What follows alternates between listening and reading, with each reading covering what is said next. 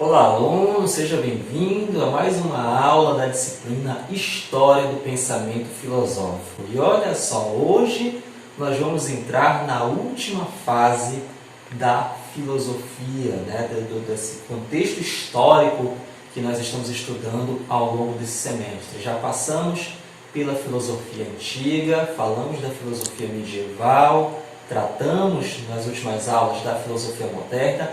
E hoje vamos iniciar, na verdade, a nossa abordagem da filosofia contemporânea. E como eu falei para vocês, lá na primeira aula, a filosofia contemporânea ela tem uma característica muito peculiar, que é a característica de questionar tudo.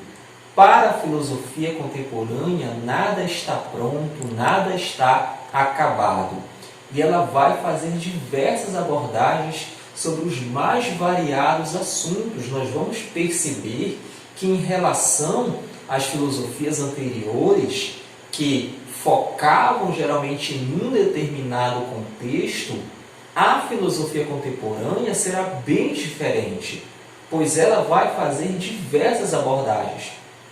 Tanto que, a partir da próxima aula, nós vamos iniciar a abordagem em relação aos principais teóricos dessa filosofia, dessa fase da filosofia, os teóricos que contemplam o material didático de vocês, como Nietzsche, Sartre, Freud, Michel Foucault. E nós vamos observar que cada um deles vai ter uma abordagem diferente, vai tratar de um determinado assunto, de um determinado contexto social.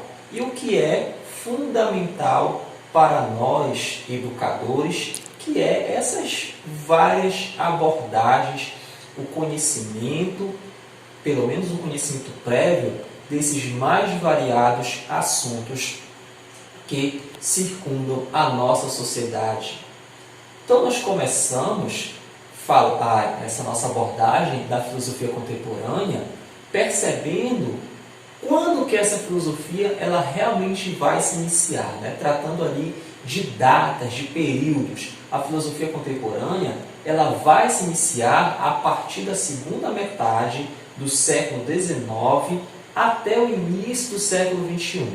E por que até o início do século XXI e eu não citei até os dias atuais? E aí eu digo para vocês o seguinte: existe um determinado grupo de filósofos que defendem que nós já passamos dessa filosofia contemporânea, que nós já vivemos uma pós-contemporaneidade. E existem aqueles que defendem que nós ainda vivenciamos uma filosofia contemporânea. Então, como vocês podem observar, o autor do material didático de vocês, ele considera que essa filosofia contemporânea, o período dela, vai se dar o início lá no a segunda metade do século XIX, até o início do século XXI, tá certo? Mas, deixando isso claro para vocês, que alguns ainda defendem que nós vivenciamos essa filosofia contemporânea, a atualidade, e outros defendem que nós já passamos desse momento. A filosofia contemporânea tomou como objeto principal e de consideração o fenômeno da história, da vida e da irredutibilidade da existência pessoal, as filosofias historicistas, existencialistas e personalistas. O que é isso, gente? Essa filosofia contemporânea ela vai se preocupar muito com essa abordagem histórica. Como eu falei agora há pouco para vocês, ela vai questionar várias coisas.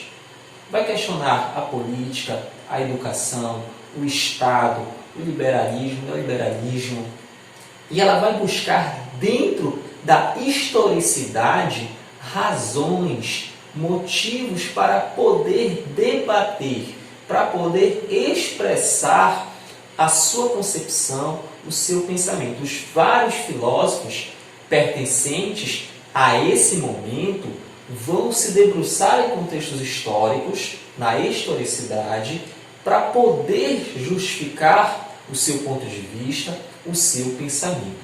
Podemos afirmar, portanto, que a característica externa mais notável da filosofia contemporânea consiste na diversidade dos enfoques, dos sistemas e das escolas frente ao desenvolvimento.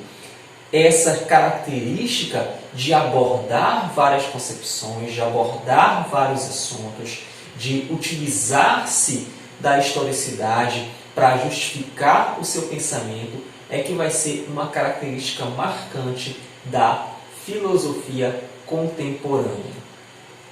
E aí, quando nós falamos então dessa filosofia contemporânea, nós não podemos deixar de lado dois pontos que são fundamentais no que nós vivemos, que é o conhecimento e a ciência. Pois a filosofia contemporânea, de certa forma, ela vai iniciar a sua caminhada, vai iniciar a sua trajetória envolto de todo o desenvolvimento científico e a propagação, o progresso do conhecimento. Nós vivemos um mundo em que a filosofia contemporânea, essa filosofia, ela não para de introduzir novas questões dentro do campo filosófico. Quando eu faço as novas questões, é justamente essas abordagens que a filosofia ela vem realizando na sociedade atualmente. E por quê? Vamos fazer aí então essa junção de conhecimento e ciência. Por que essa filosofia contemporânea ela questiona tanto, ela vem a relutar e dizer que nada está pronto e acabado, que tudo está em constante transformação? Nós trazemos aí dois pensadores da filosofia passada, que é a filosofia moderna, para justificar esse pensamento da filosofia contemporânea, que é justamente o Hegel e o Augusto Comte. O Hegel, não se esqueçam que ele vem a introduzir o fator tempo para a filosofia. E quando ele introduz o fator tempo para a filosofia, ele vai determinar que o homem ele é um ser histórico. O homem ele é dotado de história. Cada homem, cada sociedade viveu a sua época, viveu o seu contexto social.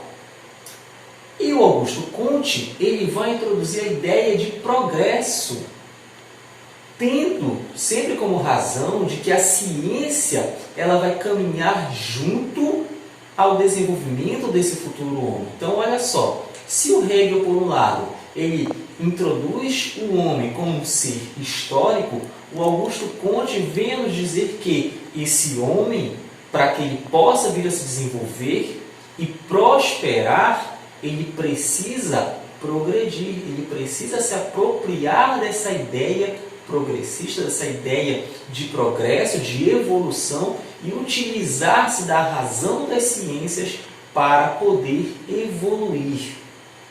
Foi com base nessa visão de mundo que o desenvolvimento da ciência como a etnologia, a antropologia e ciências sociais surgiram.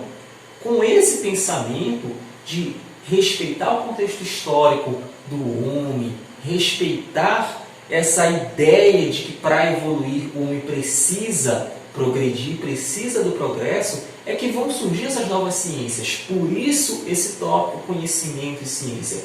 Porque através desse conhecimento, novas ciências vão surgindo, como o exemplo que nós citamos agora, da etnologia, da antropologia e das ciências sociais.